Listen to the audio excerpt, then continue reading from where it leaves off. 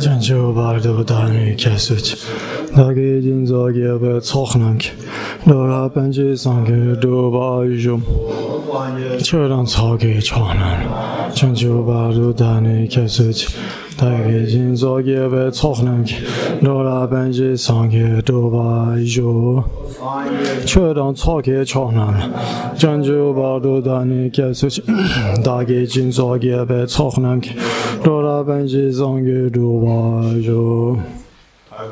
Le potard, le dalma, le suprême assemblée, jusqu'à l'éveil, je prends refuge. Par les accumulations issues de ma pratique de la générosité, etc. Puis sais-je accomplir l'état de potard pour le bien de tous les êtres. Le potard, le dalma, le suprême assemblée, jusqu'à l'éveil, je prends refuge. Par les accumulations issues de ma pratique de la générosité, etc. Puis sais-je accomplir l'état de potard pour le bien de tous les êtres.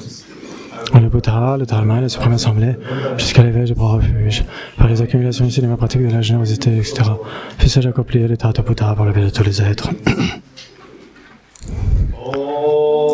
Om Dharma Hetu Prabhava Hetum Tesham Dathagato Yavadat Tesham Chayo Nirodha Evam Vadi Mahashramanaye Swaha. Om Dharma Hetu Prabhava Hetum Tesham Dathagato Yavadat Tesham Chayo Nirodha Evam Vadi Mahashramanaye Swaha. Om Dharma Hetu Prabhava Hetum Tesham Dathagato Yavadat Tesham Chayo Nirodha Evam Vadi Mahashramanaye Swaha. Tous ces phénomènes qui adviennent de cause, les causes ont été enseignées par le Tathagata, de même que leur cessation, ainsi parlait le grand renonçant.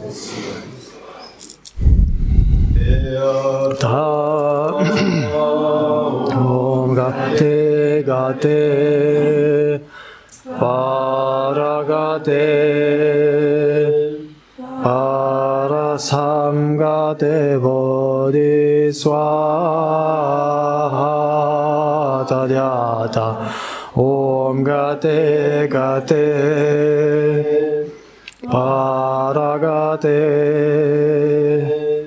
Parasamgate Bodhiswaha Tadyata. Om Gate Gate Paragate Parasamgate Bodhiswaha.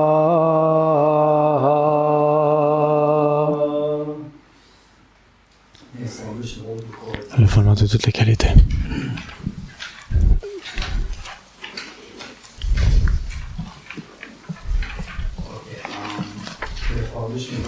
Le fondement de toutes les qualités. En effet, c'est les gens qui pratiquent le dharma quotidiennement. Pour ces personnes, je vais suggérer que si vous lisez ce texte, il n'y a que 14 strophes au quotidien, et vous souvenir, vous réfléchissez au sens de cela, ce sera extrêmement utile pour nous. Et cela va nous aider à déposer des empreintes dans notre esprit. Nous allons avoir comme cette autoroute vers l'éveil. Nous aurons la voie complète au cours de nos prochaines existences. On ne sera pas la proie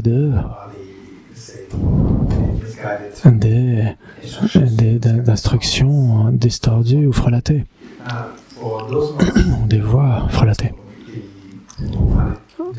Et donc, pour les personnes qui trouvent difficile de pratiquer le dharma de manière plus extensive, pour ces personnes aussi, si vous le faites de manière très brève, par exemple 10 minutes par jour, ça va.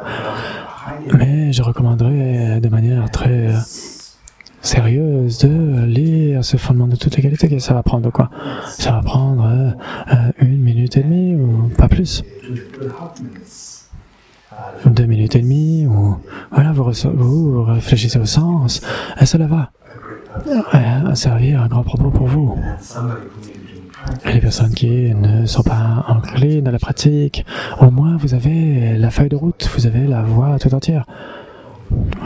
Les personnes qui ne faut que lire, sans réfléchir au sens, mais par contre, vous passez 2 minutes et demie ou 3 minutes à lire cela en reflétant le sens. Il est certain que vous allez obtenir plus de bienfaits, plus de mérite. Et donc c'est pourquoi je recommande chaleureusement que nous fassions cela. Bien sûr, pendant le cours, nous le faisons au quotidien. Moi, je le fais par exemple tous les jours en tibétain. Et donc ce serait très utile. Le fondement de toutes les qualités, est le maître bienveillant, pur et parfait. Se vouer à lui est la base de la voie. Veuillez me bénir afin que réalisant clairement cela et m'y appliquant avec diligence, je me remette à lui avec grand respect. La liberté précieuse qu'offre cette renaissance obtenue pour une fois est d'une valeur inestimable et difficile à retrouver. Veuillez me bénir afin qu'en comprenant cela, je fasse naître la pensée qui s'enrelâche jour et nuit en extrait l'essence. Cette vie est aussi impermanente qu'une bulle d'eau. Puisse-je me souvenir qu'elle décline rapidement et que très vite survient la mort. Après la mort, de même que l'ombre sur le corps, les actions blanches et noires se suivent de leurs effets. Veuillez me bénir afin que fermement convaincu de cela. Je veille toujours attentivement à abandonner toute négativité soit-elle et accomplir toute action vertueuse. La poursuite des plaisirs sincères qui est la porte de toute souffrance, source d'insatisfaction, ces plaisirs ne sont pas fiables. Veuillez me bénir afin qu'ayant pris conscience de ces désavantages, aspire intensément à la félicité de la libération. Suscité par cette pensée pure, naissent l'attention, la vigilance et une grande circonspection, un esprit consciencieux. Veuillez me bénir afin que je prenne à cœur l'observance des vœux de Pratimoksha, racine des enseignants. Tout comme je suis moi-même tombé dans l'océan du samsara, tous les êtres mémères y sont aussi tombés. Veuillez me bénir afin que j'en prenne conscience, m'exerce au suprême esprit et prenne la responsabilité de libérer tous ces êtres errants. Si je m'en tiens à la seule production de l'esprit d'éveil sans mettre en pratique les 3 sortes d'éthique, je n'atteindrai pas l'éveil. Veuillez me bénir afin qu'ayant bien compris cela, j'observe avec grande ardeur les vœux de Bodhisattva. Veuillez me bénir afin qu'ayant apaisé les distractions envers les objets incorrects et analysé correctement le sens de la réalité, je fasse naître rapidement dans mon continuum mental la voie qui unit le calme mental et la vie profonde. Veuillez me bénir afin que, devenu un réceptacle pur par la pratique de la voie commune, je franchisse l'excellent guet des êtres fortunés, la suprême véhicule Vajra. Dès lors, la base d'accomplissement des 2 types de réalisation, l'observance des vœux purs, des vœux et engagements sacrés. Veuillez me bénir afin que, fermement convaincu de cela, je les protège même au prix de ma vie. Veuillez me bénir afin qu'ayant réalisé l'importance des 2 stades, l'essence du Vajrayana, je réalise les enseignements du Saint Maître en m'adonnant avec grande ardeur et sans relâche à la pratique des 4 sessions. Ainsi puissent les maîtres qui montrent la noble voie et les amis spirituels qui la pratiquent jouir d'une longue vie et me bénir afin que tous les obstacles intérieurs et extérieurs soient définitivement apaisés. Dans toutes mes existences, à jamais être séparé des maîtres parfaits, puisse-je jouir de la splendeur du Dharma et parachever les qualités des terres et des voies.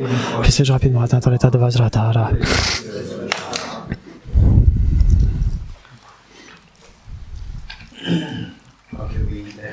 Et donc on a en anglais page 208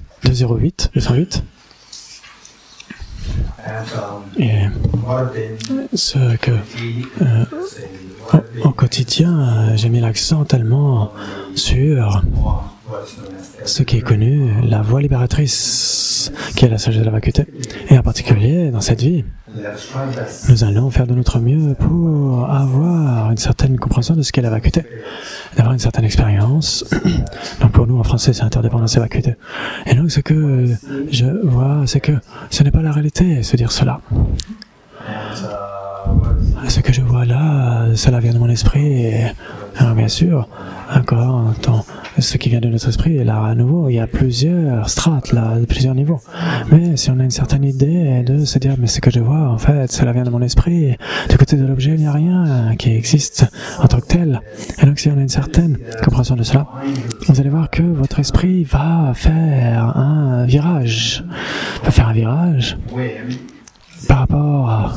Vous allez voir que s'il y a quelque chose qui est là physiquement, ce qu'on appelle le succès par exemple, ok, ça va, si ce n'est pas là, ah ben c'est pas souvent, on se dit mais c'est horrible, ça n'a aucun sens. Il y a beaucoup de gens qui se disent mais tout cela ça va disparaître. Oui, de manière infortunée, cela peut arriver que quand vous voyez des gens qui sont extrêmement dans la réussite, etc., et vous voyez que vous, ce n'est pas nécessairement le cas, et la plupart du temps, on est déçu par les apparences. Les gens apparaissent tellement dans la réussite, mais à l'intérieur, ils ont tellement de conflits, de complications. La richesse, c'est que vous voyez, oh, cette personne est extrêmement riche, mais intérieurement, il y a tellement de querelles intérieures, de difficultés, etc. Et donc, vous ne voyez pas tout cela. Et donc là encore, cette personne est extrêmement puissante. On se dit, ah, mais cette personne est puissante. Et derrière, il y a tellement de compétition, et d'aversion, et de colère, et de haine vis-à-vis de différents groupes. Et donc tous les succès, toutes les réussites, il n'y a que le succès de Bodhicitta. Ça, il n'y a pas de dommages collatéraux. Et donc avec Bodhicitta, la seule vacuité, il n'y a pas de dommages collatéraux. Mais avec le reste, le succès, ce qu'on appelle en général, entre guillemets, oh, cette personne semble tellement heureuse. Oh, les parents, les enfants, etc. Elles sont bien éduquées. Elles ont un bon boulot. Ils sont très bons vis-à-vis des parents, et les parents aussi sont très aimants. Oui, au sens conventionnel, oui. Mais là où plus vous allez avoir de succès mondain en tant que tel, et quand cela se détruit, à ce moment-là, la souffrance est tellement aiguë. La perte de quelqu'un que vous identifiez comme un enfant, au sens conventionnel, c'est considéré comme extrêmement éduqué, etc., etc. Et qui obtient un statut extrêmement élevé, un boulot décent. Et s'il y a quelque chose qui arrive, oui, mais qu'est-ce qui est arrivé? Il y a quelque chose qui est mauvais qui arrive, et donc tout cela remet en question cette paix de l'esprit. Tout cela est remis en question. Et ça, c'est le samsara. Donc c'est là où le succès qui a du point de vue des apparences physiques. Et si vous n'êtes pas succès, il y a un problème. Si vous avez du succès, c'est un problème. Il n'y a pas de troisième option. Qu'on soit que vous ayez un succès ou pas. Et donc il n'y a pas de troisième option. Et donc quand il y a un succès, c'est le problème. Il y a une erreur. Pas de succès, vous êtes tout le temps, oh là là, vous allez tout le temps être toujours, vous serez malheureux en comparant avec les gens qui ont du succès. Et donc si vous voyez, oh, ce que je vois, le succès, absence de succès, tout cela vient de mon esprit, pas en tant que simple croyance, pas en disant, oh, mon enseignant a dit cela, ou quelqu'un a dit cela, ou les livres disent cela. Non, vous devriez avoir de la conviction. Parce qu'il y a tellement de strates là, que ce que l'on voit, il n'y a pas de la réalité, ce n'est pas la réalité, ce n'est pas réel. Donc de voir comment les choses apparaissent, bonnes ou mauvaises, elles fonctionnent, et ce que je vois, ce n'est pas la réalité. Cela va vraiment nous aider à rester calme et paisible. Et au final, les résultats, c'est comment est-ce que notre esprit fonctionne. Comment il se comporte, il peut être extrêmement calme et paisible, et vous serez très confiant. Alors que, du point de vue mondain, vous allez voir ça comme étant quelque chose de très difficile, et pour vous, du point de vue mondain, pour vous, ça va être différent. Vous, c'est totalement sous contrôle. C'est comme ça que vous pouvez croître vous-même, vous grandissez, et les gens autour de vous, les parents, les enfants, le mari, la femme, les frères et sœurs, les amis, ils vont vous voir comme étant tellement différents, ils vont vous voir comme plus confiants, très confiants. Non, toutes ces situations sont sous contrôle, Et donc, les gens vont voir cela, elles vont se sentir inspirées. C'est comme ça que vous pouvez être utile aux êtres. Bien sûr, c'est comment être bénéfique vis-à-vis de vous-même et être utile aux autres. Ça, c'est si précieux. Et donc, la sagesse de la vacuité est extrêmement importante. Et cela va vous donner l'absence de peur, la confiance. Et d'un autre côté, vous avez besoin de la joie, le bonheur. Le bonheur est donné grâce au fait d'aspirer. Un bonheur extraordinaire. On ne parle pas de bonheur, juste cheesecake, etc. Ça c'est rien, ça. Ou alors un joli après après la pluie, etc., ou quand il fait beau, etc. Ça, c'est rien, mais le bonheur, la joie qui demeure, qui dure, sous n'importe quelle situation, en fonction de n'importe quelle situation, quand votre bonheur se développe, à ce moment-là, vous avez les bénédictions de Bouddha et des Bodhisattvas. La bonté des autres personnes, quand il y a des choses mauvaises qui arrivent, vous allez vous dire, oh, comment est-ce que je vais me débarrasser de ces problèmes? C'est quelque chose donc ça peut arriver n'importe quand, quelque chose de bien pire que ce qui m'arrive maintenant. Comment est-ce que je peux me débarrasser de cela? Ça va vous donner l'opportunité de réfléchir. Comment se débarrasser du samsara totalement? Et donc, ce qui arrive de mauvais, quand il y a des choses, vous êtes joyeux, et quand les choses arrivent qui sont bonnes, vous êtes joyeux. Des choses qui sont bien sûr, tout le monde est heureux. Mais quand les choses sont mauvaises, vous allez grandir, vous allez trouver de la joie, même vous allez trouver l'opportunité vous avez l'opportunité de rencontrer sa sainteté de Dalai Lama, ou de faire ceci, ou de voyager, etc. Alors ça, même quand vous avez des situations mauvaises, cela vous donne l'opportunité de grandir. Et donc là encore, vous allez vous sentir tellement joyeux. Le point ici, c'est cette joie extraordinaire qui vient en nous de l'amour inconditionnel, de la bodhicitta, la pratique de la bodhicitta. Donc les personnes qui sont venues par la suite, qui n'ont pas assisté aux classes sur bodhicitta, et donc il y a les enregistrements qui sont disponibles. Donc bien sûr, vous avez vos programmes d'études, et les gens qui autour de Paris, je vous recommanderais de faire ces programmes qui sont toujours là, avec un enseignant qui est là. Et donc la plupart du temps, sinon, il n'y a pas de choix. Les gens doivent faire leur propre programme. Par exemple, à Tibet House, online, en ligne, quand il y avait le confinement, il y avait le Covid. Et donc on est passé des cours en résidentiel jusqu'à... mais il y avait toujours bien sûr en ligne avant. Mais en ligne, bien sûr, ça a été encore plus développé pendant le confinement. Et donc on avait l'audience qui pouvait interagir avec moi. Et ici, la plupart des gens de Delhi, mais ils ne font pas online. Pour eux, ils viennent en personne. Et donc ils ont l'opportunité de le faire en personne, en résidentiel. Et il y a des gens qui sont sur l'écran, tout ça, ils se disent mais non, mais ce n'est pas aussi bon qu'en personne. Et donc les personnes qui trouvent de la joie, ce sont les personnes qui écoutent les enregistrements et qui sont pas si interactifs qu'avec Acharya Geshe-la et Laura, Ben, Anne-Sophie. Et donc, ce que je dis, c'est que les personnes qui n'ont pas la chance de rencontrer et qui écoutent toujours les enregistrements, les audios, et ensuite c'est interactif, et ils viennent quand c'est interactif, quand c'est résidentiel, par exemple, les cours online de Tibet House, et donc c'est plutôt pour les gens qui ne sont pas de Delhi. Et c'est les gens de l'extérieur qui n'ont pas eu l'opportunité de venir en résidentiel. Les classes résidentielles. Et donc c'est comme ça que il y a des gens qui sont à Delhi et qui parfois préfèrent sur l'écran. Mais en fait les gens qui peuvent le faire en live, c'est encore mieux. Et donc il y a un enseignant à Paris. Et ça fait une grande opportunité pour vous pour interagir avec lui, d'apprendre de lui. Et ce n'est pas nécessaire que vous deviez d'avoir le repas avec lui, le thé, etc. Ce n'est pas nécessaire. L'apprendre, c'est important. Apprendre, c'est important. Alors, parce qu'il y a tellement de gens, par exemple, une personne qui passe tellement de temps vis-à-vis de tout le monde, et donc vous pouvez retirer un maximum de bienfaits, d'opportunités en étudiant, en assistant aux classes, au basic programme. C'est tellement bénéfique. Donc ça c'est une chose, et avec cela, la sagesse de la vacuité. Nous essayons de voir comment est-ce qu'on peut grandir, faire grandir cette sagesse de la vacuité, la bodhicitta, ces deux choses. Alors avec cela, la sagesse de la vacuité, nous avons, et donc ça a été traduit la dernière fois. Et donc, c'est le papier que vous a donné. Et donc, le premier passage, je vais vous le donner rapidement. Et donc, ensuite, quand on aura la chance de l'expliquer, ce serait bien. Sinon, on va simplement lire. Et donc,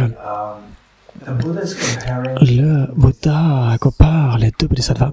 Un bodhisattva qui a généré bodhicitta et qui est devenu un bodhisattva pendant d'innombrables existences, mais devait réaliser la vacuité. Et un autre bodhisattva qui est devenu un bodhisattva et il a déjà réalisé la vacuité. Il est devenu un bodhisattva récemment. Et donc le Bouddha parle de l'accumulation de mérite. Et donc de cette manière, et donc, c'est pour indiquer que la sagesse de la vacuité est tellement importante. Donc le Bouddha compare les deux. Il y a celui qui est devenu un bodhisattva très récemment. Ce bodhisattva, la sagesse de la vacuité, le mérite de ce bodhisattva qu'il accumule, c'est bien plus supérieur que les mérites accumulés par le bodhisattva qui a encore à réaliser la vacuité, mais qui est devenu un bodhisattva depuis d'innombrables existences. Quelle est la différence ? La différence, c'est est-ce qu'il y a la réalisation de la vacuité ou pas? Si vous avez réalisé la vacuité, les mérites dans lesquels vous engagez deviennent bien plus démultipliés. Ce sont les bienfaits. Et nous allons lire cela ensemble. Extrait du Sutra des précieux enfants. Manjusri, quiconque même en donnant, en doutant, écoute cet enseignement sur la vacuité engendre bien plus de mérite qu'un bodhisattva qui manque d'habileté. L'habileté, c'est quoi? Ça veut dire sans la sagesse de la vacuité. Pratique les 6 perfections pendant 100 000 éons. Puisqu'il en est ainsi, que dire alors d'une personne qui écoute cet enseignement sans douter? Que dire alors d'une personne qui transmet ce discours en l'écrivant, en le mémorisant et aussi en l'enseignant aux autres parfaitement et de manière extensive? Ensuite, le sutra sur l'essence de l'inciel. Toute personne qui associe à toutes ces 10 non-vertus, qui associe à ces 1, entre dans cet enseignement sur le non-soi et à foi et conviction que tous les phénomènes sont depuis toujours purs d'existence véritable et n'ira pas vers le mauvais destin de renaissance. Sutra qui soumet les démons. Si un bhikshu réalise que tous les phénomènes sont totalement pacifiés par rapport à toute existence inhérente et que le début des souillures est dénué de nature propre, il se départira de la faute d'avoir eu des souillures et il rendra les souillures instables, allant ainsi jusqu'à neutraliser les actes à rétribution immédiate, sans parler des fautes secondaires associées à l'éthique et au rituel. Les Chatushataka Darya Deva, ceux de peu de mérite n'auront pas d'interrogation quant à ce dharma de la vérité ultime. Si une telle interrogation devait advenir chez quelqu'un, cela ferait voler le samsara en éclats. Le Madhyamakavatara, le Tchagachan de la Kirti, même en tant qu'être ordinaire, lorsqu'on entend parler de la vacuité, si l'on expérimente en soi-même de la simple joie, encore et encore, et ce jusqu'à en avoir les larmes aux yeux, et des frissons, on a la graine de la sagesse du plein éveil, extrait du Upali Paripritya Sutra. L'éclosion de fleurs splendides et variées et l'éclat des suprêmes lieux dorés demeure si séduisant. Il n'est aucun créateur pour cela, et surtout établi par le pouvoir de la pensée, c'est au moyen de la conceptualisation que le monde est amputé. Bhikkhuni Vajira Vaga du Samyutta Nikaya. L'esprit démoniaque qui voit un véritable soi. Vous avez une vue fausse et ces agrégats composés sont vides. Il n'y a aucun être au sein d'eux. De même qu'on désigne un chariot à dépendance de la collection des parties, de même on affirme un être corrélationnel à dépendance des agrégats.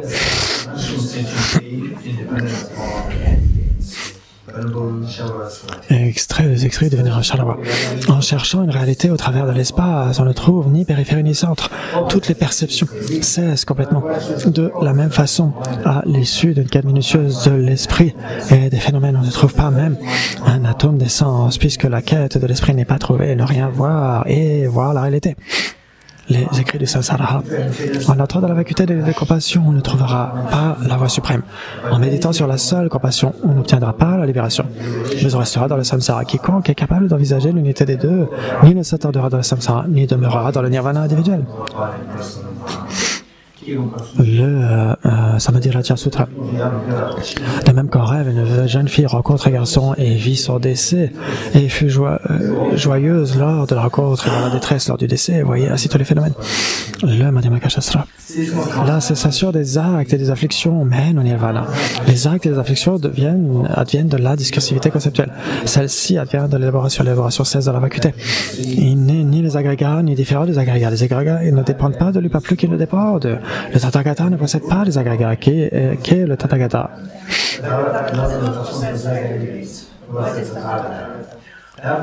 Ce qui devient indépendant se déclare vide d'existence indépendante. Ceci étant désignation dépendante.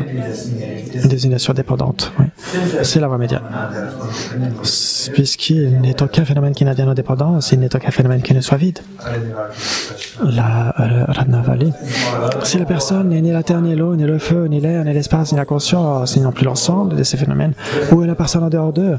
De la même façon que la personne n'est pas véritablement existante parce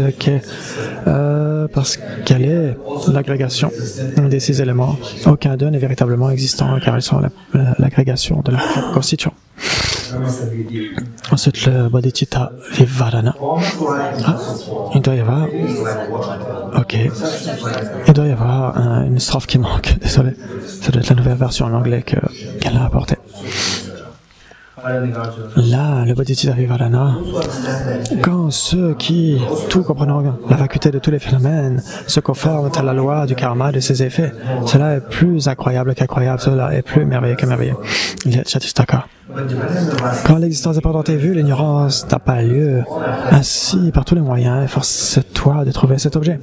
Ensuite, le champ des 4 attentions de sa sainteté, le 7e Dalai Lama, qui est le guide pour la vue de la voie médiane du 7e Dalai Lama. La sphère des phénomènes qui apparaissent et existent est imprégnée par l'espace de la lumière ultime de l'incité. Il y a une réalité ultime ineffable. Voyez cette nature de la vacuité en abandonnant les artifices mentaux. Ne laissez pas votre esprit s'égarer, mais placez-le dans l'atmosphère de la réalité. À la croisée des 6 collections de la conscience qui ont diverses perceptions, sont appréhendés les troubles phénomènes dualistes qui sont sans fondement. C'est un spectacle magique qui est illusoire par nature. Ne les croyez pas comme étant véritables, mais voyez-les comme ayant la nature de la vacuité. Ne laissez pas votre esprit s'égarer, mais placez-le dans la nature de l'apparence vacuité. Ne perdant pas votre attention, mais tenez-le dans la nature de l'apparence vacuité. Là, le texte composé par sa sainteté, le 14e Dalai Lama, la prière pour l'épanouissement du Dharma au Pays des Neiges. Vénérablement par l'Otsawa, Jebedorje, Jetumilarepa, etc. L'ensemble des précieux Kagupa, source des bénédictions, la guirlande de surpassables maîtres de cette tradition remarquable, vous adresse ma prière, puisse le Bouddha Dharma du Pays des Neiges resplendir toujours plus. Tous les phénomènes inclus dans le Nirvana, le Samsara Nirvana, sont que la radiance de la sagesse spontanée. La sagesse elle-même, vide d'élaboration, est réalisée dans la nature du Dharmakaya, imprégnant toutes les existences et les apparences du Samsara et du Nirvana. Elle est le grand Mahamudra, puisse le Bouddha Dharma du Pays des Neiges resplendir toujours plus. Le Dharma d'Atustavam. Impermanent, souffrance et vide, ces 3 purifient l'esprit, et le Dharma qui est insurpassable dans la purification de l'esprit et l'absence de nature intrinsèque. Ensuite, la prière de conclusion au commentaire du traité de Racine de l'Ekpegatso. Au cours de toutes mes existences à venir, puisse-je être guidé par Ariyama, je serai être capable, même au prix de ma vie, de détenir le Dharma en général et les enseignements sur la dépendance en particulier. Ensuite, la sadhana de Sri Heruka avec les mains jointes. Sri Heruka, Sri Heruka, Sri Heruka. Et le nom soit des phénomènes, la vacuité de l'esprit qui est source de toutes choses, car elle est imputée comme étant de nature causale. Rou est le nom soit de la personne, la vacuité du soi qui est fabriquée par le filet des concepts adhérents au soi des personnes. Ka est la réalité ultime, l'absence de dualité dissonante entre sujet et objet. Shri est la sublime sagesse non duelle qui demeure dans la congruence avec la vacuité de l'objet. Ceci est le sens de Evam.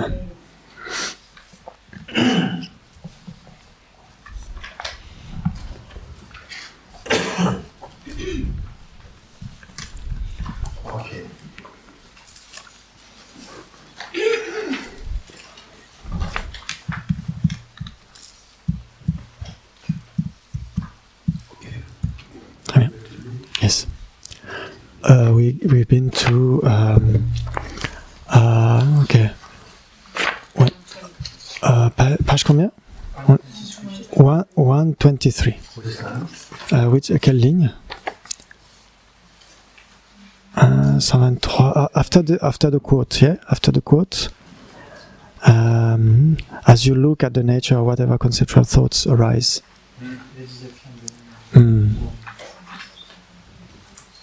You said clarity and vivid.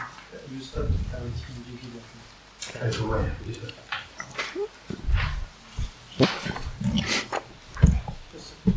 and vivid. Okay, good, thank you.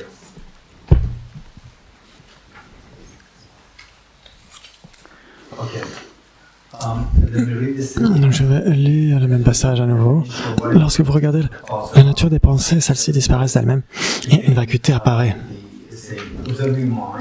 Vous observez votre esprit et vous ressentez que l'esprit, les pensées conceptuelles s'arrêtent.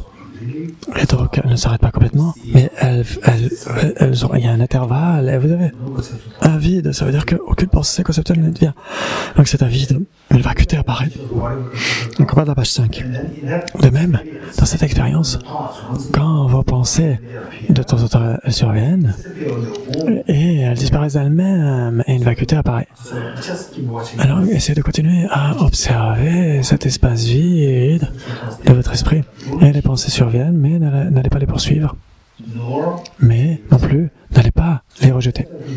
Alors laissez-les passer, continuez d'observer, et vos pensées vont se dissoudre d'elles-mêmes, et une vacuité va apparaître, va se faire jour. Et donc c'est une vacuité totale, un vide total qui vous vient, il n'y a pas de pensée. Et de là, le vide ici, la vacuité, ce n'est pas la vacuité de l'existence inhérente, c'est juste une vacuité de pensée dans l'esprit. De même, quand vous examinez la tranquillité de l'esprit, quand votre esprit est tranquille, une clarté vide, lumineuse et sans entrave attire. Alors vous voyez par exemple, vous avez les pensées conceptuelles qui ne surviennent pas, et vous continuez d'observer, et vous allez, de manière, c'est une partie un peu compliquée, un peu difficile. Ou on va dire par exemple, en psychologie, on va dire qu'il n'y a pas d'esprit conceptuel, et donc l'esprit est doux, docile. Et l'esprit n'est pas fatigué. Et donc tous ces facteurs qui sont là, vous continuez à observer cela, comme cette vitre. Et donc vous allez voir qu'en fait il n'y a rien là au début. Et alors que vous commencez à voir la clarté du verre de votre esprit. Parce que vous allez voir cette clarté semblable au verre de votre esprit. Et donc vous allez... Parfois il y a de la poussière qui vient. Donc vous demeurez dans cette expérience. Ça c'est si précieux. Et bien sûr cela demande beaucoup de mérite. Et bien sûr tous ces facteurs, quand parfois vous êtes très fatigué et vous n'avez pas bien dormi, et par exemple la nourriture elle n'est pas adéquate, la nutrition n'est pas adéquate. Donc ces expériences vont être très difficiles à venir. Quand vous avez cette expérience, une fois que vous faites cette expérience, c'est comme la vitre. C'est ce que vous faites aussi après la classe. Le soir, vous allez à côté d'une vitre et regardez juste l'espace vide où il n'y a pas de vitre. Et ensuite, vous refaites la différence avec la vitre. Qu'est-ce que vous voyez? Et donc, ce que l'on voit, il y en a un qui est totalement vide, il n'y a pas de... continuez à observer la différence entre là où la fenêtre est ouverte, et dans les deux cas, c'est transparent. Mais avec la glace, il y a quelque chose qui est là. Ce n'est pas de couleur, mais vous pouvez voir qu'il y a quelque chose qui est là. Et donc, ce quelque chose, qu'on appelle cela cette vivacité, cette lucidité. Et donc c'est là qu'on observe, quand on observe l'esprit, c'est pas juste un vide, comment dire, inerte, sans vitre, c'est pas du tout comme ça, initialement c'est comme ça, mais continuez à observer cela, et graduellement, vous allez commencer à ressentir cette transparence comme du verre. Et donc c'est comme en 3D, c'est comme si c'est une expérience en 3D, pas en 2D, comme la vitre c'est en 2D. Mais là c'est comme si c'était en 3D, c'est tellement clair et tellement lucide, et ça prend du temps. Et donc de voir la tranquillité, vous examinez la tranquillité de l'esprit. Et c'est l'intégration de la tranquillité du mouvement. En haut de la page 6. Et donc c'est là où vous voyez que la clarté est là. Et dans certains cas, les pensées viennent. les pensées viennent, ça veut dire le mouvement des pensées. Eh bien, et vous êtes toujours conscient de cela, tout est contrôle, tout sous contrôle de vos pensées. Non, vos pensées sous son contrôle. C'est l'intégration de la tranquillité du moment. Reconnaissez toutes les pensées qui s'élèvent comme mouvement mental et sans les bloquer, concentrez-vous sur la nature. Alors ne les bloquez pas, observez-les tout simplement. Et c'est similaire à l'exemple de l'oiseau. Il en va comme dans l'exemple du corbeau qui s'envole d'un bateau. Par exemple, vous êtes sur un bateau. Sur un bateau. Sur un bateau. Au milieu de l'océan, en pleine mer. Et là, il y a un oiseau qui est dans une cage. Et l'oiseau, bien sûr, il veut s'envoler. Il veut s'échapper de la cage. Donc, qu'est-ce qu'on fait? Il n'y a pas besoin pour vous de le garder, d'en dire non, tu vas rester là, il n'y a pas besoin. Ouvrez la cage, tout simplement. Et vous allez observer l'oiseau, vous le laissez voler où il veut aller. Et donc, il va essayer, bien sûr, de s'enfuir. Et donc, il va essayer, mais vous êtes au milieu de la mer, vous êtes en pleine mer, il ne peut pas s'arrêter où que ce soit, il ne peut pas. Et à un moment donné, il va se sentir fatigué. Et donc, il va se sentir fatigué. Et donc, ces ailes, au bout d'un moment, ne peuvent plus voler. Qu'est-ce qu'il va faire? Il va chercher un endroit pour atterrir. Et où est-ce qu'il va aller? Sur votre bateau. Sur votre bateau. Et il va revenir au bateau. Et se reposer là. Vous n'avez pas besoin de lui dire « reste ». Il va rester là. De la même façon, les pensées, n'allez pas les poursuivre, ne les bloquez pas, ne les poursuivez pas, observez-les. Bien sûr, vous êtes présent dans cet espace de l'esprit. Observez sans poursuivre les pensées. Vous allez voir que, parce que vous allez ressentir qu'on est tellement addict à poursuivre les pensées. On est tellement là à vouloir les rejeter ou les courir après. La plupart du temps, on court après les pensées. On les entretient, c'est ça le problème. Aujourd'hui, on apprend comment ne pas les poursuivre, comment ne pas courir après, ni les rejeter. Continuez à observer. Exactement comme l'exemple du chien que je vous ai donné tout à l'heure, l'exemple de l'oiseau sur le bateau. Et même les jeunes enfants. Ils veulent votre attention. Et ils vont vous tirer et ils vont vous donner ils vont vous dire des mots grossiers, etc. Et si vous dites non, et non, toi, fais ce que tu as à faire. Et donc, il a attiré votre attention. Et il voulait votre attention. Alors que, si vous ignorez simplement ce qu'il est en train de dire, vous l'ignorez. Et l'enfant va essayer de vous tirer par la main droite. Et donc, vous le laissez faire. Il va vous tirer vers la main gauche, vous laissez tirer. Et à un moment donné, il va être fatigué, il va arrêter. Et donc, c'est comme ça que les pensées vont se conduire, elles vont s'arrêter d'elles-mêmes. Quand vous ne les poursuivez pas, vous ne les rejetez pas, vous continuez à observer ces pensées. Et elles vont se dissoudre d'elles-mêmes. Et donc, il va de même que l'exemple du corbeau ou de l'oiseau qui s'envole d'un bateau.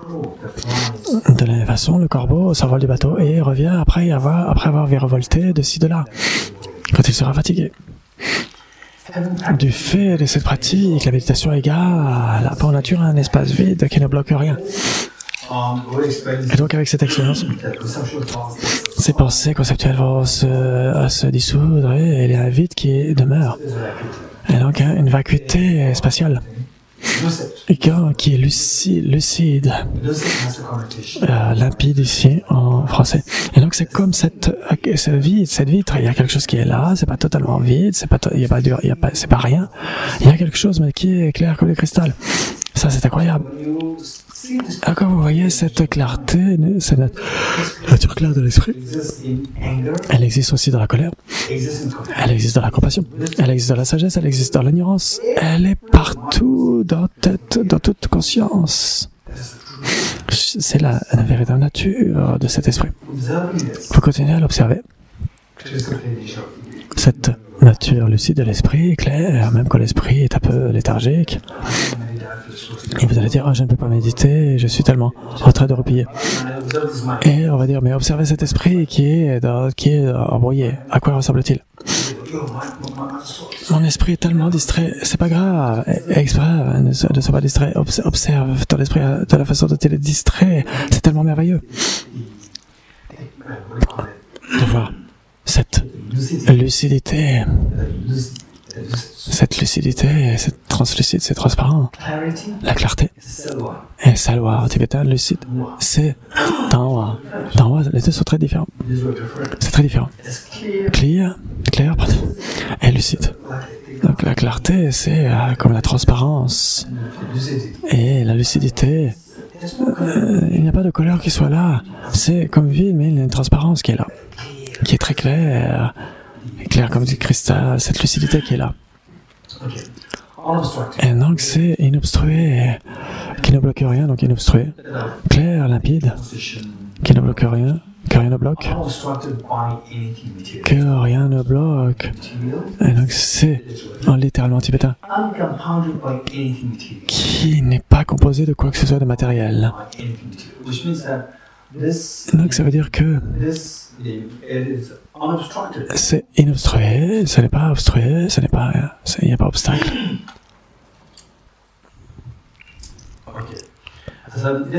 Et donc, ce qui n'est pas composé, ce n'est pas composé de quoi que ce soit de matériel. Et donc, cette lucidité, il n'y a rien qui soit matériel là-dedans. Et donc, ce n'est pas matériel. C'est le sens de cela. Que rien ne bloque ici, que rien ne bloque. Il faudrait transformer la traduction ici. Qui n'est pas composé de quoi que ce soit de matériel. Elle est limpide, donc qui ne bloque rien. Peut-être que c'est ça qu'il faut transformer, qu'il faut changer, c'est qui ne bloque rien. Rideo. Et donc, c'est ce qui est très alerte. Et donc, c'est alerte avec cette lucidité. Elle a cette faculté d'être alerte avec cette lucidité où toute apparence peut survenir. Clair, lucide. On va dire au lieu de limpide, on peut dire lucide. Cette réalité de l'esprit qui ça, ok. Comme tout peut apparaître, il est lumineux, donc il est vivace. Donc ici, il faudrait... Donc cette nature de l'esprit, la vue... Mais on ne peut la décrire, la saisir ou la nommer en tant que telle. Il faudrait vérifier la traduction en français aussi. Et donc, en fait, elle est bien sûr perçue directement par votre propre expérience, mais elle ne peut pas être indiquée.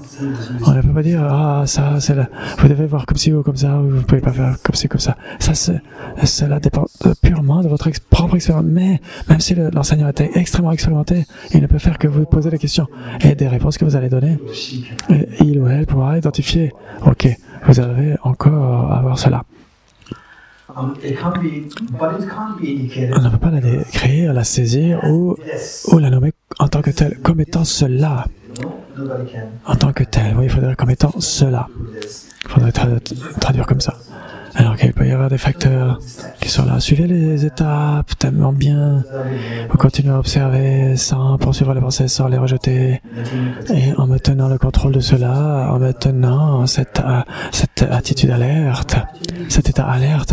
Et vous allez voir cette lucidité qui est là, qui est totalement immatérielle, qui n'a rien à voir avec les aspects matériels. Quelque chose qui se fait jour en vous graduellement. Bien sûr, cela dépend d'innombrables facteurs. De beaucoup d'accumulation de mérite, c'est tellement important. Et de nos jours, continue le texte, l'auteur dit, le vénérable Panchen Losang Chukigasen, de nos jours, elle dit, en son temps, cette même expérience qui peut être décrite par d'autres tenants d'autres traditions, de nombreuses traditions, des tenants d'autres traditions qui donnent différents noms. De nos jours, dit-il, la plupart des grands méditeurs du Tibet, de la terre des neiges, littéralement, admettent que placer l'esprit détendu sur tout ce qui apparaît sans rien saisir. Donc, on obtient l'état alerte de l'esprit, puis on est en contrôle de ce qui apparaît dedans. Et les pensées, elles viennent, elles arrivent, et vous ne ruminez pas, vous ne les poursuivez pas, vous ne les rejetez pas, et vous continuez à les observer. Et graduellement, elles s'estompent, et la tranquillité est créée. Et donc là, à nouveau, continuer à observer et la lucidité va survenir. Par exemple, dans l'eau. L'eau. Et donc, si elle n'est pas trop propre, vous la laissez reposer et les sédiments vont continuer graduellement à précipiter. Si vous ne la remuez pas, et donc les pensées, vouloir chercher à les éliminer ou les poursuivre, c'est comme si vous allez continuer à touiller l'eau et donc forcément la lucidité ne va jamais survenir. Et donc laissez-la reposer. Vous observez cela, vous calmez l'esprit, vous observez l'esprit, vous le laissez dans sa tranquillité que ça survient. Les sédiments vont précipiter, les pensées vont graduellement s'estomper, disparaître. Alors cette expérience, ce que les grands méditants du Tibet, la plupart du temps, sont d'accord pour dire que placez l'esprit détendu sur tout ce qui apparaît. Vous détendez l'esprit, vous demeurez là-dedans. Sur tout ce qui apparaît sans rien saisir, simplement laisser les choses advenir. C'est l'instruction connue comme étant l'instruction qui met la bouddhité dans la paume de la main. Donc ce n'est pas. Donc là, Barchang en tibétain. Bar, c'est les mots, les mêmes mots. Bara, c'est comme la main, la paume de la main. La paume de la main, mais ça veut dire aussi allumer le feu, allumer. Et la personne a traduit comme étant allumé. Barchang, ça veut dire saisir la bouddhité tout de suite, s'en tenir tout de suite, la gripper tout de suite, s'y agripper. Et donc c'est ça que ça veut dire. Ça veut dire qu'il met la bouddhité dans la paume de la main. Donc ça veut dire pour s'accrocher à la bouddhité, enfin, mais pas dans un sens péjoratif. Et donc, bien sûr, du point de vue des mots, ça veut dire il y a illuminer, il y en a un, ça veut dire et donc le même auteur. Et le sens ici. Mais ce sont des mots très communs pour ceux qui sont tibétains. C'est très commun.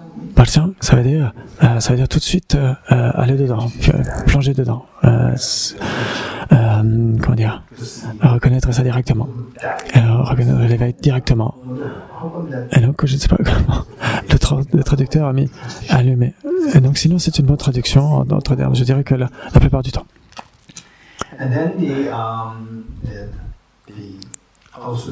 Et donc, j'ai vérifié avec le même auteur, mais avec l'autocommentaire. L'autocommentaire est aussi extrêmement expliqué. Bien expliqué, ça veut dire avec ses mains. C'est l'agripper avec ses mains. Donc dans la paume de la main. Donc cette méditation, ça veut dire qu'on se dirige vers l'éveil directement. On le saisit directement. Je dis, par exemple, Tsugi Gensen dit, je suis d'avis que pour les débutants, c'est un moyen des plus habiles pour calmer l'esprit et reconnaître l'esprit conventionnel. La véritable nature conventionnelle de l'esprit. Et donc ça, c'est ce qui est conseillé pour faire, et on doit être extrêmement prudent. Si vous voulez vraiment faire cela, vous devriez être très prudent, faire attention que vous faites la distinction entre « Ok, mon esprit est toujours très alerte », de voir ce que vous appelez cette lucidité. Ça va prendre beaucoup de temps. Ce n'est pas si facile. Ça va prendre du temps. Et quand vous ne le trouvez pas, c'est comme la vitre, par exemple, qui est là, mais quand vous ne la voyez pas, vous pourriez vous sentir tellement démoralisé. Et vous pourriez penser, oh, mais c'est comme mon esprit va vers le laxisme et je n'arrive à rien. Ça peut arriver. Si vous décidez de faire cette méditation et que vous ressentez que vous vous sentez un peu démoralisé, ne demeurez pas dans cet état. d'avoir réalisé, il vaut mieux faire un autre type de méditation entre-temps, faire le souffle, la visualisation, etc. Une fois que vous pouvez ensuite progressivement revenir et étudier la psychologie entre-temps aussi, pour avoir plus des études plus extensives de la psychologie, ce sera très utile. Et aussi, apprenez comment vous pouvez continuer à observer votre esprit. Et quand vous vous endormez, qu'est-ce qui arrive à votre esprit? Quand vous vous sentez tellement fatigué, qu'est-ce qui arrive à votre esprit? Et quand l'esprit est tellement frais, qu'est-ce qui arrive à votre esprit? Quand il y a la lumière qui est là, quand il y a la lumière aussi, le jour, essayez de garder les yeux ouverts, oui, comment? Quelles apparences viennent à votre esprit? Un esprit tellement plein de lumière. Pas les yeux, pas avec les yeux, mais avec l'esprit conceptuel, avec la conscience mentale. Par exemple, vous fermez les yeux et vous pouvez voir que il y a quelque chose il y a des pensées qui vous viennent, vous pouvez le ressentir. Et ça, c'est la conscience mentale, ce n'est pas la conscience sensorielle. Et donc les yeux sont ouverts, ou les yeux sont fermés. Dans les deux cas, vous pouvez voir comment la conscience mentale, et il y a une certaine lumière qui est là. Et même si tout est obscur, la nuit, par exemple, il n'y a pas de source de lumière du tout. Et vous essayez de voir, de ressentir, d'observer ce qui advient dans votre esprit. Votre esprit, vous pouvez voir qu'il y a comme un voile épais, le voile de l'obscurité qui est là. Et apprenez comment vous pouvez observer l'esprit, observer votre esprit. Et quand vous voyez cela, c'est que, le premier point, c'est que on devrait être tellement alerte. Par exemple, quand on est très frais, et il fait nuit, il fait sombre, et vous observez quel type d'apparence ça vient dans mon esprit. Pas que des pensées. En effet, il y a des pensées qui viennent, ok, ça c'est autre chose. Mais quand les pensées sont plus rares, essayez de voir ce qui advient cette obscurité. Et le jour, cette apparence, quel type d'apparence? Et donc il y a un facteur extérieur qui affecte votre conscience. Mais la réalité c'est qu'il fasse sombre, c'est parce que le reflet de l'obscurité qui vient dans votre esprit. Et donc, mais l'esprit est sans colère, votre esprit est sans colère. L'obscurité, c'est le reflet. Ce n'est pas l'esprit, c'est un reflet à l'esprit. Et le jour, quand vous avez cette lumière, et même avec les yeux fermés, vous pouvez ressentir la lumière. Vous pouvez voir la lumière. Cette lumière, ce n'est pas l'esprit, c'est le reflet dans votre esprit. Et donc, quel est vraiment l'esprit? L'esprit, il peut prendre la forme de l'obscurité, ou de la lumière, bleu, rouge, gris, vert, etc., n'importe quelle couleur. Mais quelle est la véritable nature de ces couleurs? Et donc il est sans couleur. C'est parce qu'il peut être sans couleur qu'il peut prendre n'importe quelle couleur. Vous êtes d'accord? C'est parce qu'il est sans couleur, il est incolore. Et donc il doit être nécessairement incolore. Si vous avez intellectuellement d'abord, vous avez ça, ensuite ce n'est pas l'expérience. Vous comprenez conceptuellement, mais il est nécessairement incolore. Pour qu'il y ait, c'est pour aucune raison parfois. Quand vous êtes sur le point de vous endormir, vous pouvez voir que il y a les cercles roses qui viennent et graduellement qui deviennent de plus en plus grands, de plus en plus petits. Et là, vous avez encore plus de couleurs rouges ou roses ou certaines couleurs bleues. Quand ça arrive, normalement vous êtes sur le point de vous endormir. Observez cela. Et de cela, vous voyez que les différentes couleurs viennent. Ça veut dire que n'importe quelle couleur dans sa véritable forme, bleu pur, vert pur, rose pur, etc. Mais ça veut dire que la nature de l'esprit elle-même est incolore. Si elle avait une couleur, alors si vous avez une autre couleur, vous ne pourriez pas voir la vraie couleur. Alors si la vitre est bleue, et vous la mettez sur un tissu jaune et bleu, ou de la lumière bleue, la lumière jaune, sur le bleu de la vitre, et vous avez du vert. Et là, vous ne verriez pas la vraie couleur, vous verriez une couleur affectée, une couleur distordue. Mais là, vous voyez le bleu comme étant bleu, le vert comme étant vert, n'importe quelle couleur. Ça veut dire que la véritable couleur de l'esprit est incolore. C'est ce que vous comprenez intellectuellement. Et intellectuellement, ça veut dire que vous observez cela, suédois, bien que je vois cela comme étant du bleu, sombre, lumineux, etc. C'est la capacité pour l'esprit d'avoir n'importe quelle image. Ça veut dire que la véritable couleur de l'esprit est incolore. Et donc, intellectuellement, pour se dire oui, ok, oui, c'est incolore. Et vous avez une certaine idée que c'est incolore, vous allez avoir des sensations physiques dans votre corps.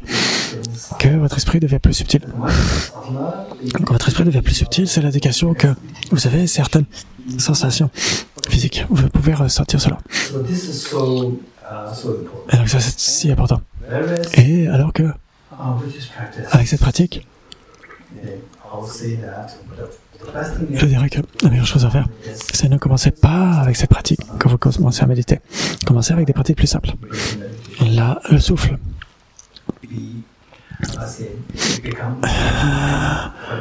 Et donc, essayez d'avoir une bonne pratique méditative basique. Vous avez ensuite la visualisation du corps du Bouddha. Et entre-temps, étudiez la psychologie pour développer votre connaissance. Apprenez à observer votre esprit. Et avec tout cela intact, et si vous faites cette méditation ensuite, faites-la.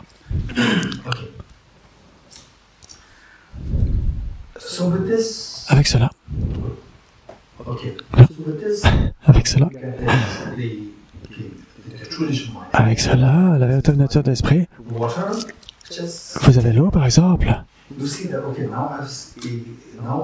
On voit, on se dit tiens, j'ai vu la lucidité de mon esprit. Et demeurer dans cette expérience, continuer à observer cela. Comme l'eau par exemple. Vous la gardez comme cela sans la remuer. Et si vous la remuez, là, elle va être encore brouillée par les impuretés. Et si vous la laissez reposer, la clarté va venir de plus en plus, elle va se développer. Et avec cela, de plus en plus clair, de plus en plus clair, cette eau. De la façon, votre esprit va devenir de plus en plus clair. Cette lucidité qui va devenir de plus en plus claire et plus stable dans votre esprit. Et ensuite, vous pourrez le voir. Quand vous êtes en colère, vous allez voir la clarté de votre esprit. Et à un certain moment, dans la pratique de Dzogchen aussi, on dit que cette sagesse, cette sagesse, elle est présente dans tous les moments de conscience, dans toutes les afflictions. Les afflictions sont aussi de la qualité de conscience, de sagesse. Et donc cette lucidité que vous voyez, même quand vous êtes en colère, ou quand vous êtes affligé, jaloux, attaché, etc., vous observez cet esprit, vous verrez que c'est aussi la lucidité qui est là. Dans les afflictions. Ok. Et donc une fois que vous voyez cela, votre boulot, c'est de maintenir cela. Et la clarté, est-ce que c'est de l'eau claire? Oui, elle est très propre. Oui, elle est très claire. Mais elle peut rien être encore plus claire. C'est que vous voyez comme étant de l'eau claire. Le sujet, c'est de continuer ce processus de clarification. Par exemple, est-ce que vous connaissez l'unité de pureté de l'eau? C'est quoi? pH. Là, il y a une unité de clarté de l'eau, de pureté de l'eau. Si c'est, par exemple, 50 unités, ça veut dire qu'on peut la boire. Si c'est 70, 80, etc., c'est potable. Si c'est 200, ce n'est pas buvable. Potable, pardon. C'est très sale. Il y a certaines eaux pour nettoyer des constituants des ordinateurs. L'eau doit être extrêmement pure. Si vous la buvez, vous auriez des problèmes parce qu'elle est trop pure. Elle est trop propre. Votre corps ne peut même pas la boire, ne peut même pas la digérer. Et un ami à Singapour m'avait dit que l'eau qu'il utilise, il a un business qui fait de l'eau qui permet de nettoyer les constituants atomiques des ordinateurs. Et donc il y a différentes particules. Et donc, ça doit être extrêmement, même l'air dans cette usine, dans la pièce, en où le nettoyage advient, l'air, il vient du plafond. Et donc, il y a des trous dans le plafond. Et il dit, même l'air, vous ne pouvez pas y aller comme ça et garder les portes ouvertes, parce que l'air à l'extérieur, il y a tellement de polluants, tellement de particules qui sont là et qui pourraient affecter l'eau qui est là. Et donc, l'eau qui est utilisée pour nettoyer ces constituants extrêmement minuscules, alors qu'elle est tellement extrêmement propre, je ne sais pas, peut-être 10 ou 5 unités.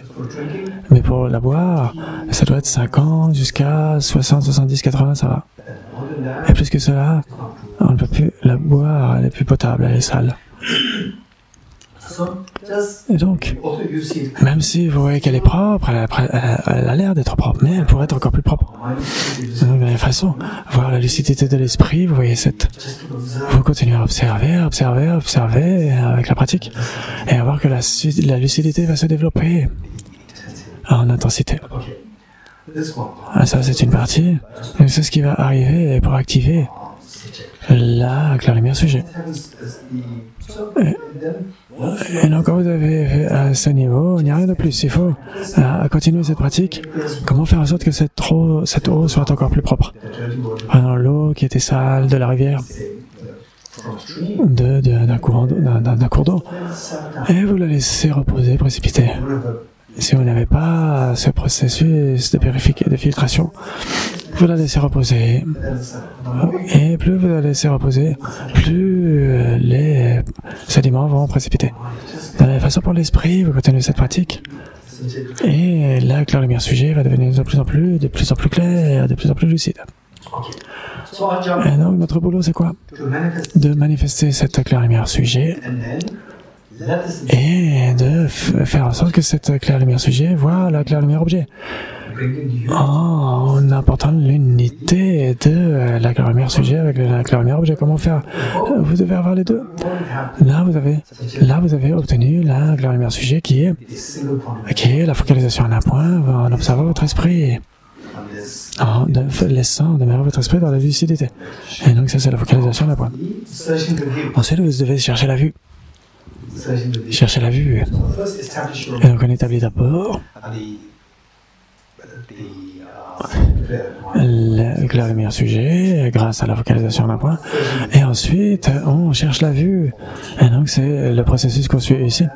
Ça ne veut pas dire que tant que cette claire lumière sujet ne sera pas activée, vous n'allez jamais chercher la vue, pas du tout. Une fois que vous pratiquez ça, bien sûr, à côté, vous essayez de réaliser la vacuité. Alors la vacuité, ce n'est pas juste la vacuité de quoi que ce soit, c'est la vacuité de l'esprit, et ça c'est bien plus intéressant, bien plus utile. Et donc nous avons combien de classes on a encore? On a demain 2 classes, demain 3 classes, et NCC inclus. 3 classes demain. Et après-demain, 3 classes aussi. En incluant NCC aussi. Ça fait 6 classes. Et ensuite, lundi c'est le 8. Le matin, on a le socre. Et donc, il nous reste 6 classes de NCC qui sont sur la vacuité. Et donc là, c'est la vacuité de l'esprit. Ok, donc d'abord, c'est ok. Nous allons expliquer cela. Et nous allons aussi faire les classes de NCC pour que ce soit supplémenté.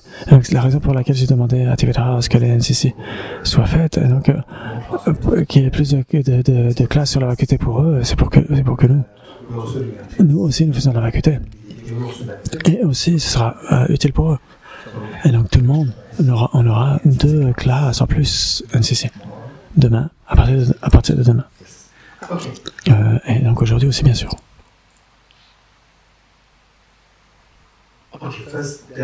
Je crois aujourd'hui qu'on a, je suis pas sûr. Et donc nous allons lire d'abord cette partie. À ce moment-là, actualiser la claire lumière sujet. Ensuite, actualiser la claire lumière objet. Donc c'est, ne dites pas la claire lumière objet de l'esprit, non. Comment dire, l'esprit de claire lumière objet. Il ne faut pas dire ça.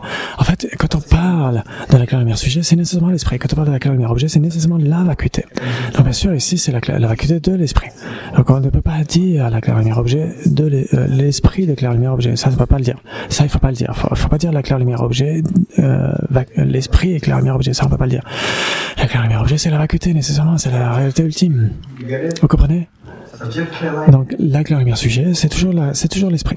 La claire lumière sujet, c'est toujours l'esprit. La claire lumière objet, c'est jamais l'esprit, c'est la vacuité. Oui, vous êtes d'accord? Oui. La claire lumière objet, ce n'est jamais l'esprit. La claire lumière objet, c'est la vacuité. Nécessairement. La claire lumière sujet, c'est nécessairement l'esprit. La claire lumière objet, c'est la réalité ultime. C'est un phénomène non composé. C'est la vacuité. Et donc nous allons lire cela. Reconnaître la réalité ultime de l'esprit. La réalité ultime, c'est la claire lumière objet de l'esprit. Quel esprit? La claire lumière sujet. Vous pouvez bien sûr méditer sur la vacuité de l'esprit en général, la vacuité de la colère, la vacuité de la compassion. Mais ce qui est expliqué ici, c'est la vacuité de la claire lumière sujet, qui devrait rendre manifeste cette claire lumière sujet, bien sûr. Reconnaître la réalité ultime de l'esprit pour introduire à la nature de l'esprit, donc la réalité ultime de l'esprit. Permettez-moi, ou je vais dire littéralement, permettez-moi de rappeler les instructions de mon maître Racine. Sagesse primordiale de tous les Bouddhas sous l'aspect d'un moine vêtu de la robe sapran, qui il dissipe les ténèbres de la confusion mentale. Et donc, comment c'est possible? Établi dans l'égalité précédente. Donc, précédemment, cette égalité, qu'est-ce que l'on faisait? Vous êtes dans l'état méditatif, vous observez votre esprit, et vous avez vu cette lucidité de l'esprit. Vous avez vu la lucidité de l'esprit, ok, ça c'est que l'esprit.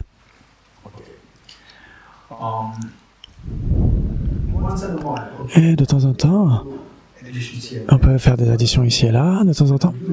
Quand on fait la méditation pour observer l'esprit, comme on l'a dit précédemment, vous pourriez vous ressentir très démoralisé.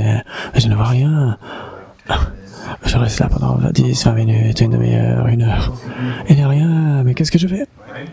À quoi ça sert? Vous pouvez vous dire, vous pouvez vous sentir tellement démoralisé. Et donc, parfois, gardez vos yeux ouverts.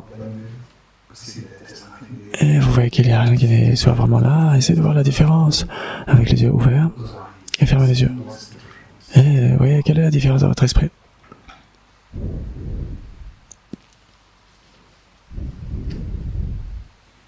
Il devrait y avoir quelque chose de commun à ces deux.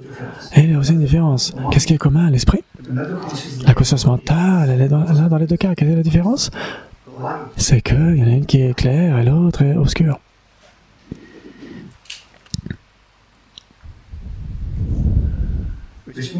Ce qui veut dire que quelle est la véritable couleur de l'esprit et qu'on essaie de voir, elle doit être incolore.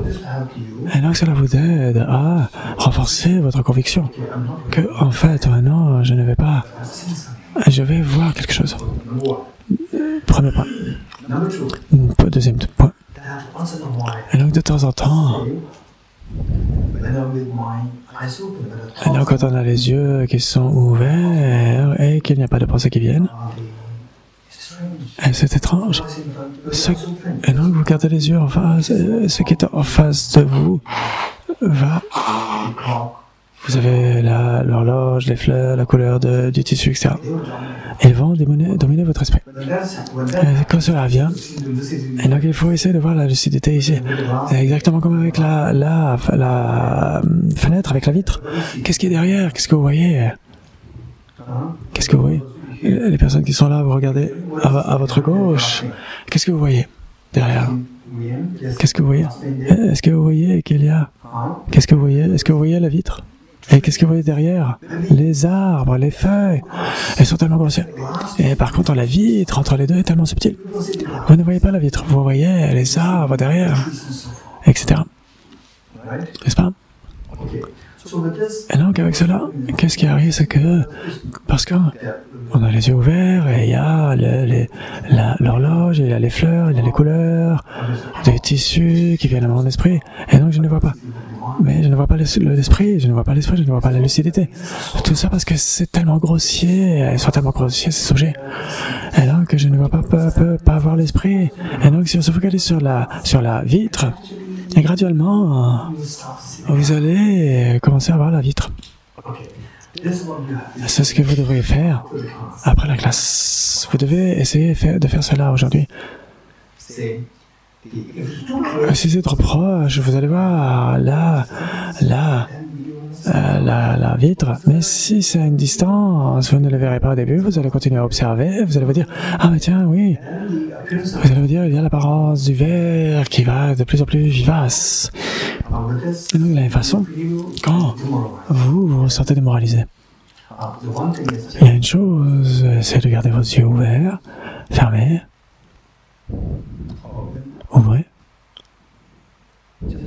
observez simplement. Il y a comme de la lumière que vous voyez, une radiance lumineuse, et fermez vos yeux. Et là aussi, c'est la radiance de l'obscurité qui advient. Vous observez cela. Qu'est-ce que la lumière? À nouveau, fermez les yeux. Puis vous voyez une certaine radiance qui est imprégnée d'obscurité. Et donc avec cela, quelle est la véritable couleur de l'esprit? Elle est incolore. Elle est incolore. C'est ce que je devrais voir en réalité. C'est ce qui vous aide à ce qui permet de soulager votre morale, de vous rendre plus léger. Et à un certain temps, parfois, avec les yeux ouverts, vous pouvez penser à la visualisation du Bouddha, de l'image du Bouddha.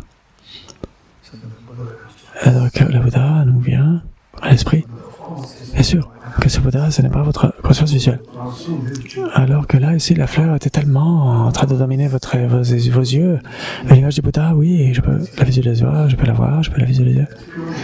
Et donc cela n'advient que dans la conscience mentale, et pas dans la conscience sensorielle. Et là, vous dites, ah, mais tiens, cette conscience mentale, oui. Et donc, mon esprit est tellement dominé par ces objets visuels. Mais il y a quelque chose qui est là, qui advient dans la conscience mentale, et que je vois aussi. Mais ce n'est pas la conscience mentale, mais ça a à voir avec la conscience mentale. Avec cela. Et alors, vous dites, mais où advient ce reflet, cette image de Bouddha? Et graduellement, vous allez voir quelque chose en 3D, comme de la lumière, qui n'est pas non plus l'esprit, parce que l'esprit n'a pas de couleur blanche, mais c'est très utile. Vous allez avoir la conviction que là, je suis en train de toucher, d'avoir accès à la conscience mentale et pas à la conscience sensorielle. Et donc, vous allez commencer à graduellement, de temps en temps, vous allez voir cette lucidité qui est là, comme la vitre qui a toujours été là. Et cela veut dire que, à ce niveau, votre esprit est devenu plus subtil, de plus en plus subtil. C'est ce que nous sommes censés méditer. Et donc, à continuer avec cela. Mais si vous trouvez que ce n'est pas aussi facile que ce que vous pensiez, et ne continuez pas. Si vous trouvez que c'est trop difficile, faites autre chose pour vous préparer à le faire avec succès par la suite. Et donc, on dit, vous avez vu l'esprit par exemple, vous avez vu la lucidité de l'esprit. Avec cela, donc il faut voir la vacuité de cet esprit. Si vous ne voyez pas la vacuité de cet esprit peut... Vous pouvez saisir cet esprit et encore c'est le samsara, vous devez voir la vacuité de cet esprit. Comment voir la vacuité de l'esprit?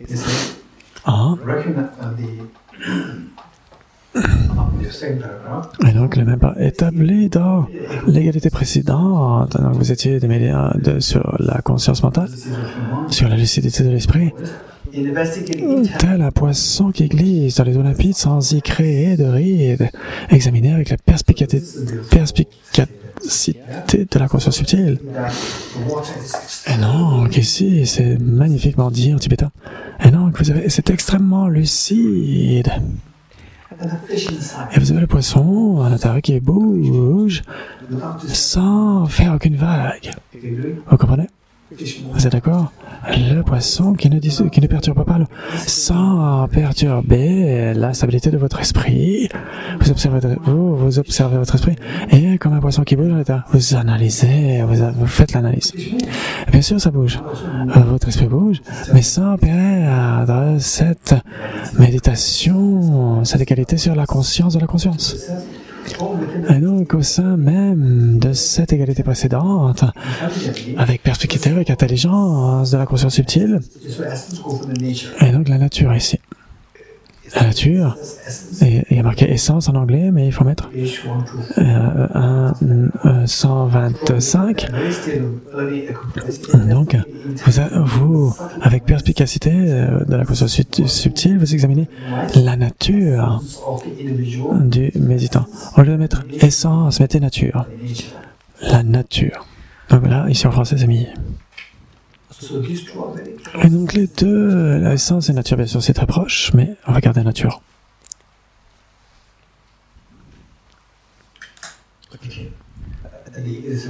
Rangshin, en tibétain. L'essence c'est Nyingbo. Et ici, plutôt, c'est nature, Rangshin. Et donc, on va analyser la nature de l'individu qui médite. Par exemple, comme un petit poisson qui glisse dans les eaux limpides sans y créer de rides. Et donc, quel type d'analyse devrions-nous faire? Et donc, qu'est-ce qui est enseigné ici? On doit vacuité la vacuité du soi, de la personne. Et ensuite, sur la vacuité de l'esprit. La personne, bien sûr, c'est plus facile. Et ensuite, on va dans la vacuité de la clairière sujet. Ajahn Gojana a déclaré l'individu dans le Ratnavali. L'individu n'est pas la terre, donc ça c'est ce que nous... l'individu n'est pas la terre, l'eau, le feu, l'air, l'espace, la conscience, ni leur ensemble. Quel individu est-il en dehors d'eux? Et donc, ça, c'est la méditation de la vacuité qu'on fait tous les matins, chaque matin. Nous essayons de voir le jeu, moi, je suis fait des 6 éléments. Et donc, si vous avez le sentiment, parfois, je pense que ça pourrait être plus facile. Il y a des gens parfois qui ressentent que il y aurait l'âme, l'atman, qui serait différent, des entités différentes, des agrégats, qui serait le soi, très différent des 6 éléments. Si quelqu'un pense en cela, je ne suis pas là pour le rejeter, je ne vais pas toucher à cela. Ce dont je parle, c'est on parle du soi empirique, ce que l'on ressent. Je suis heureux, je ne suis pas heureux, ce soi. N'est-ce pas? Et donc la croyance en une âme, ou l'atman, dans la philosophie classique indienne, cet atman qui serait une âme qui serait permanente. Ça ne change pas. La douleur, le bonheur, etc., ça c'est permanent. Et donc ça, ce n'est pas de cela que je parle. Moi, je parle. Donc ça, que cela n'existe pas, ça, je ne vais pas en parler. Ce dont je parle, c'est la personne qui ressent la souffrance et le bonheur. Cette personne n'existe pas de manière objective. Elle existe, mais elle n'existe pas de manière objective. Comment? Quand on dit personne, la personne, mais c'est quoi? Ce n'est rien d'autre que les 6 éléments. On a le corps. Les parties solides, c'est l'élémentaire. Et l'eau, le sang, etc., c'est les 4,5 litres de sang. L'élément feu, la température du corps. Et l'élément air, c'est les litres d'air qu'on inspire et qu'on expire par les poumons. Et l'élément conscience, je suis heureux, je suis pas heureux, etc., cette conscience qui ressent cela. Et donc on a ces 6 éléments et c'est tout. Et lequel des 6 éléments serait la personne? Ah non, aucun. Et donc, si aucun de ces éléments ne pourrait être identifié comme état, donc, au premier lieu, on devrait dire que Il était déjà à 12h35. Et donc, comme on a fait la méditation chaque jour, je vais simplement résumer. Et donc, d'abord, ce que l'on fait, c'est en classe, dans NCC, on va expliquer plus en détail. Mais dans le soi, le jeu, comment est-ce que ce jeu vous apparaît-il comme étant un rêve, comme semblable au rêve, projeté par le rêve, par l'esprit, ou qui n'a rien à voir avec mon esprit, non, qui existe là de manière indépendante. Bien sûr, il apparaît comme, il semble exister comme étant tellement là. Cette croyance que le soi existe de manière véritablement réelle, c'est l'ignorance qui saisit un soi. Et donc, comment évaluer cela? Si le mirage était de l'eau, pourquoi ce qui se rapproche ne va-t-il pas de l'eau quand il se rapproche? De la même façon, si le soi existe de manière purement objective, objet-sujet, le soi, objet, et l'esprit qui voit le soi. L'esprit c'est le sujet et le soi ce sera l'objet. Vous allez vous rapprocher de l'objet. Et l'esprit qui se rapproche de l'objet, c'est l'analyse ultime. Vous vous rapprochez de l'objet, vous vous rapprochez du mirage, et l'eau disparaît. Il n'y avait pas d'eau là. Vous vous rapprochez de l'objet, qu'est-ce que vous voyez? Vous voyez juste les 6 éléments. Ces parties ne sont pas de soi. Et donc, est-ce qu'elle serait différente de ces éléments? Vous mettez de côté les 6 éléments. Est-ce qu'il y aurait quelque chose qui demeure là? Non, rien ne reste là. Serait le soi, où serait le soi qui serait cet objet? Elle ne peut pas exister de côté de l'objet, ce soi. Il n'y a rien qui peut être identifié comme étant le soi de côté de l'objet. Demeurez dans cette expérience. De côté de l'objet, c'est vide. Par exemple, vous voyez qu'à une certaine distance de cette fenêtre, vous voyez quelqu'un là-bas au loin, et vous pensez qu'il y a, et vous ouvrez la fenêtre et vous voyez qu'il n'y a rien là. Et donc il n'y a pas le voleur qui est là. Le voleur n'est pas là. Il est vide. Le voleur est vide. Là, vous demeurez dans cette... ça veut dire que le soi objectif est vide. Il ne peut pas être trouvé. Vous demeurez dans cette expérience. Que c'est la vacuité de soi. Et donc, de la même façon que le soi disparaît dans cette analyse ultime, vous pourriez penser, ah, mais le soi n'est pas là, mais les éléments sont là. Les éléments sont là, n'est-ce pas? Et donc, si vous soumettez de la façon que nous avons soumis le soi à l'analyse ultime et la disparu, vous allez soumettre n'importe quoi d'autre à cette même analyse. Ils ne peuvent pas résister non plus à cette analyse. Et donc, quoi, par exemple? Les 6 éléments, en particulier, qu'est-ce qu'on va piocher? Vous allez piocher par exemple. Chacun d'entre nous, on a le squelette. Est-ce qu'on en a ou pas? Qui a un squelette? Levez la main. Et donc on a ce squelette. Est-ce qu'il est beau ou pas? Ou est-ce qu'il est plutôt effrayant? Est-ce qu'il est effrayant quand on regarde ce crâne qui sourit? Même si la bouche est si jolie. Et à l'intérieur, le squelette, c'est pas joli, ça sourit comme ça, de manière affreuse, c'est horrible à crâne. C'est très effrayant. N'est-ce pas? Si vous voyez des squelettes comme ça qui s'assoient dans la paix, vous allez courir, vous allez fuir. Mais chacun de nous, c'est en nous, c'est là, en nous. Et imaginez cela. Imaginez. Oh. Mais le soi n'est pas là. Mais il y a le squelette qui est là. Les 6 éléments sont là. Le squelette est là. Maintenant, vous, le squelette, si le squelette, vous le croyez ou pas, il a une force spéciale. Ok, mais si il est repoussant, si la nuit un squelette arrivait comme ça, ce serait effrayant. Et donc ce squelette qui est si effrayant, ce n'est rien d'autre que des millions, des milliards d'atomes. Aucun des atomes n'est le squelette. Ça veut dire que ce squelette est fait de cellules osseuses, n'est-ce pas? Ce squelette est fait de cellules osseuses. Et les cellules osseuses, elles sont faites de mitochondries, des chromosomes. Et toutes ces parties des cellules. Les chromosomes. Ça aussi c'est fait de molécules d'ADN. et qui sont faits d'atomes. Et là, ce squelette qui semble tellement effrayant, mais ce n'est rien d'autre qu'un tas d'atomes. Ce n'est rien d'autre. Ok, des atomes. Mais le squelette, si vous voyez au niveau atomique, la peur de voir ce squelette, cette peur se dissout. Ce n'est qu'une création, une auto-création. Vous avez créé cette image du squelette et elle vous effraie. Ce n'est qu'un amas d'atomes. Et donc même à ce niveau, le squelette se dissout de la même façon que le soi se dissout au regard de l'analyse ultime, de la même façon le squelette. Tout ce que vous allez soumettre à l'analyse ultime, tout va se dissoudre de la même façon. La première strophe, c'est par rapport à la vacuité du soi. Ça veut dire, oui, le soi n'est pas là, mais les éléments seraient là. Si les éléments étaient là, ils vont aussi se dissoudre.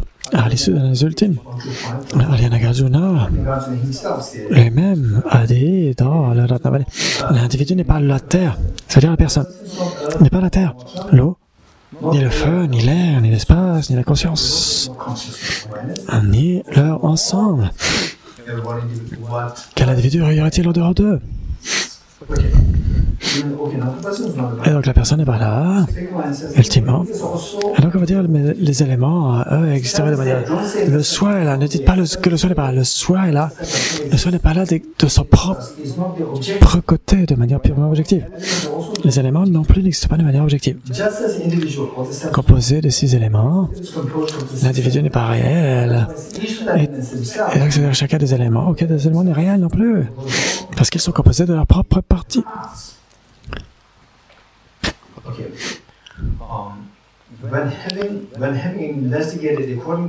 Quand au terme de cette analyse, vous ne trouvez pas un seul atome de méditation et de méditant absorbé en méditation, l'égalisation elle-même est celui qui est en égalité. La méditation et le méditant. Et vous allez voir que il existe, il est dénué, il est vide d'existence objective. Et donc vous voyez la vacuité, le vide, la personne se dissout, cette personne est vide. Restez focalisé sur la distraction de l'égalité pareille à l'espace. L'égalité semblable à l'espace. Vous demeurez dans cette expérience. Ok, on va s'arrêter là.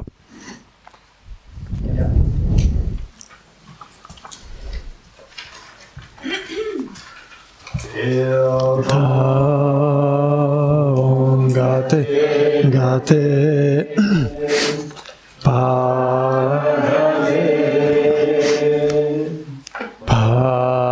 Parasamgate Bodhiswaha Tadyata Om Gate Paragate Parasamgate Bodhiswaha Tadyata Om Gate Paragate Parasamgate Bodhiswaha